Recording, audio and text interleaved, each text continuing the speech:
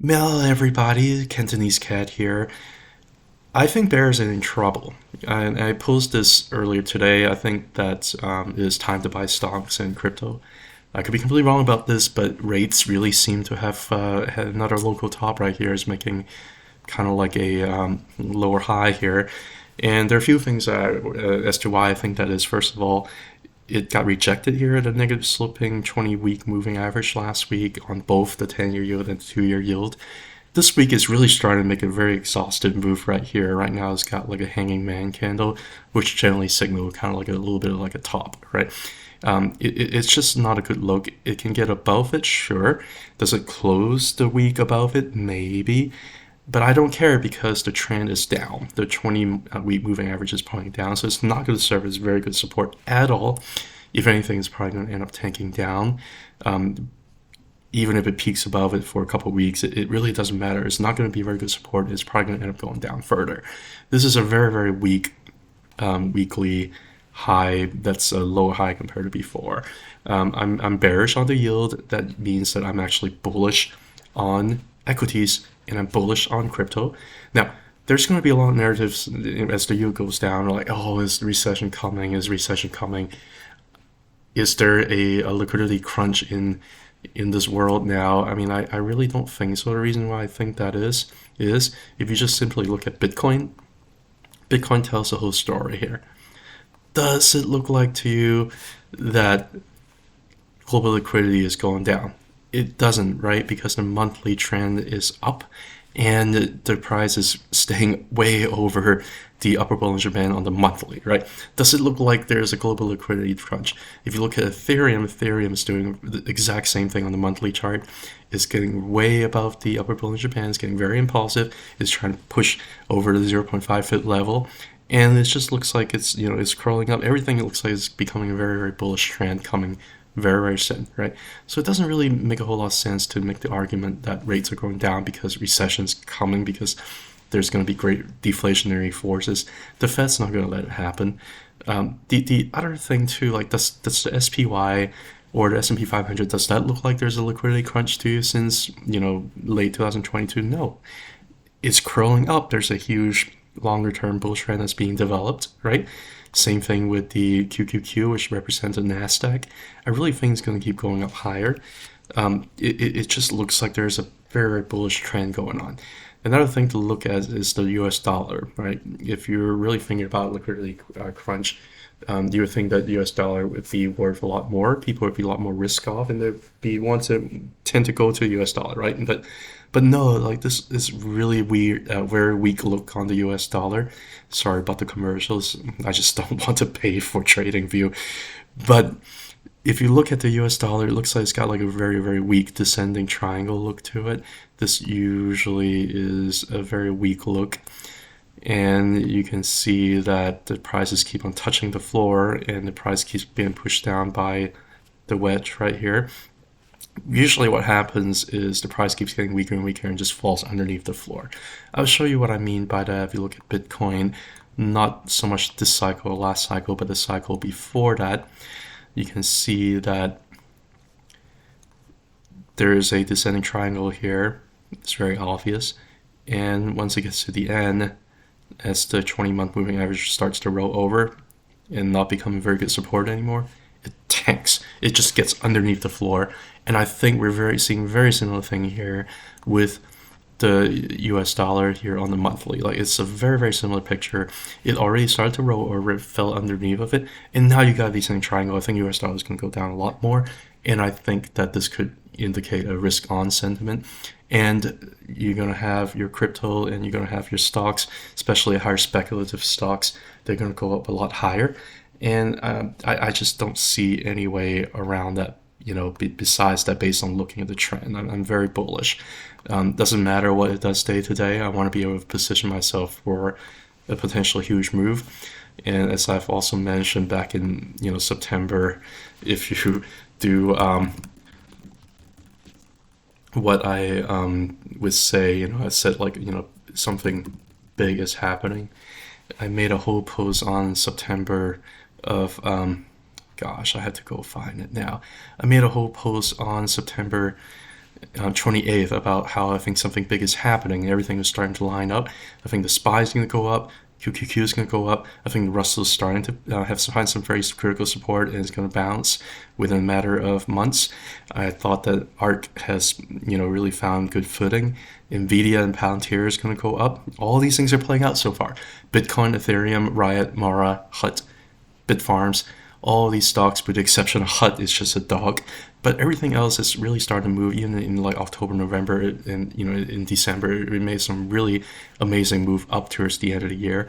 I really think that the U.S. dollar is going to go start going down. I think everybody was bullish on rates, and it's just not the case, right? I posted this in September, and it's starting to play out. Oil is doing very similar thing, is making a descending triangle. I think it's going to fall through the floor.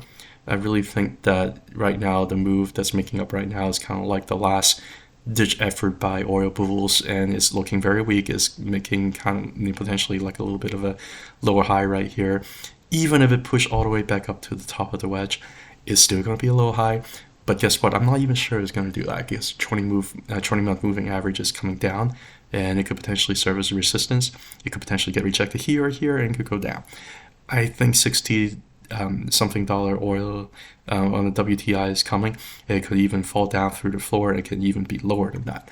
That's what I'm seeing. I'm not really worried about inflation. I don't know what the heck people are talking about. One other thing I want to also mention too, in addition to rate, I also want to mention that what did I think about NVDA before the report, right? I posted this yesterday. I posted this yesterday in at night.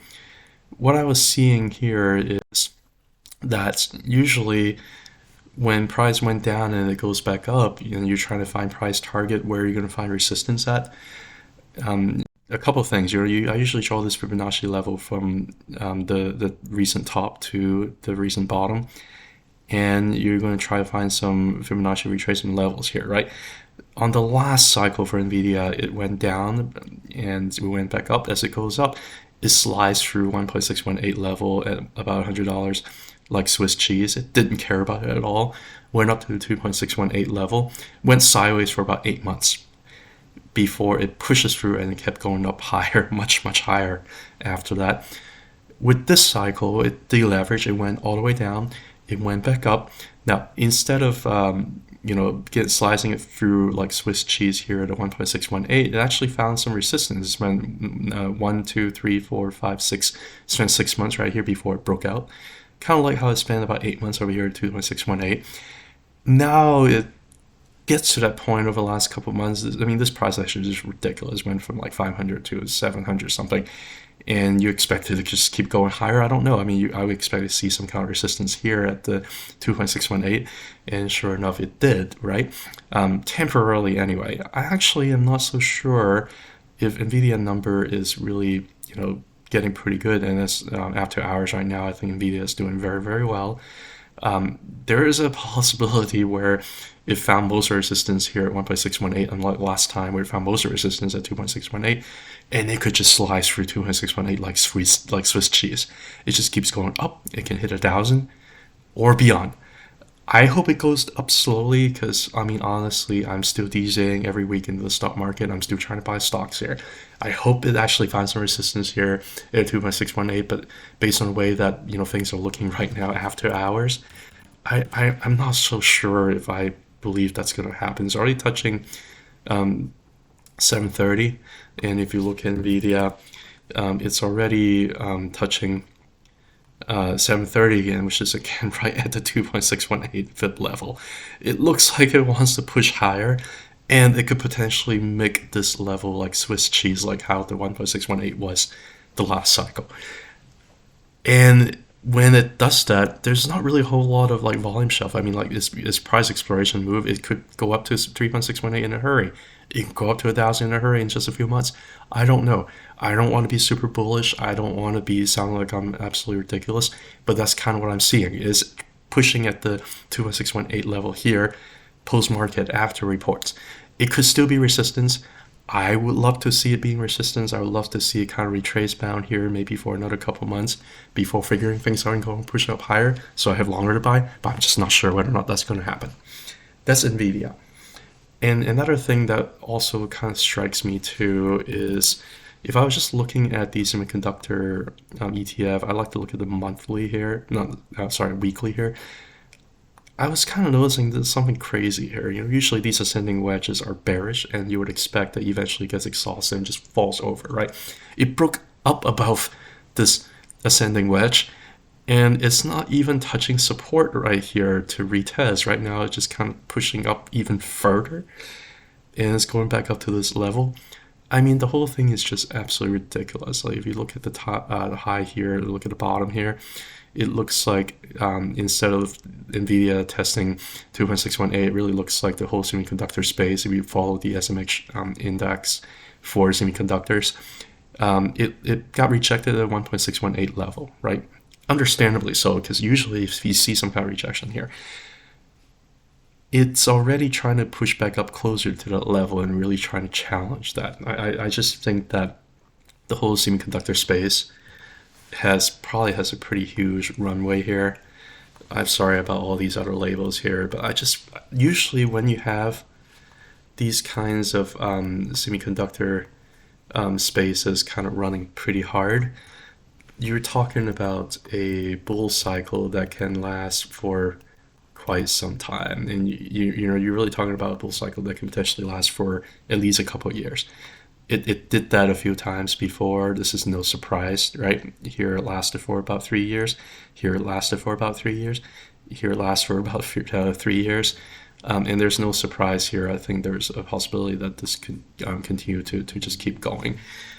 The crazy thing is, if you look at the 20-month moving average crawling up to see when the bull trend starts, you see that it started to crawl up here, and it just kept on going for another like 2 years after that. Same thing here, right? Same thing here, right? It's just starting to crawl up. There's a potential that this move can just keep going up, and there's a potential that we might be like right here, and there could be another year and a half, 2 years for the whole semiconductor space to just keep going up based on the AI narrative, and also the fact that it's actually showing a lot of results right now. It could be a bubble. I don't know. I'm not willing to just call it that.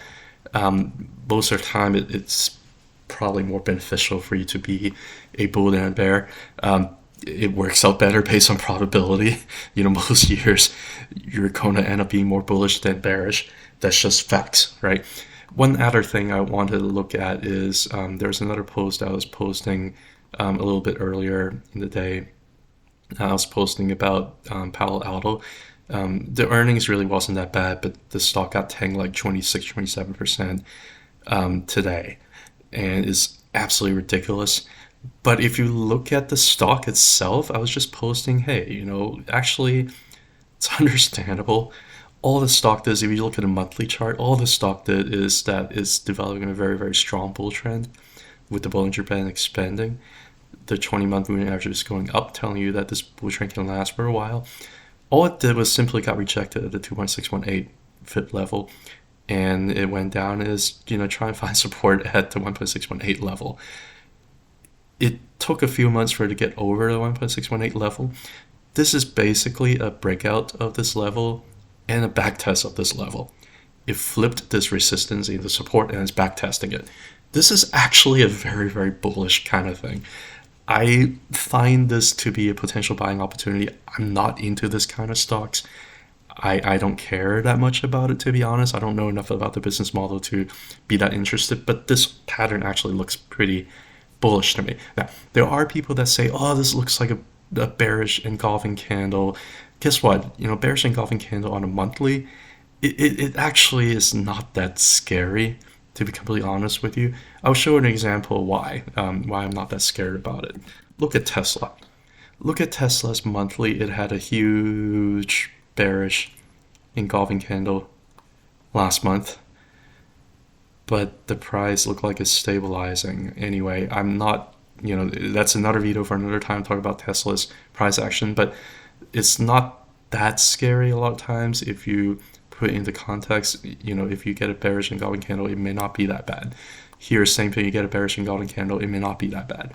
Monthly is a little bit delayed, and a lot of things can happen in the weekly time frame to, kind of counteract that. I don't want you to just focus on something like this and look at a candle pattern with an N of 1 to get worried about it. I want to look at the trend. The trend is bullish.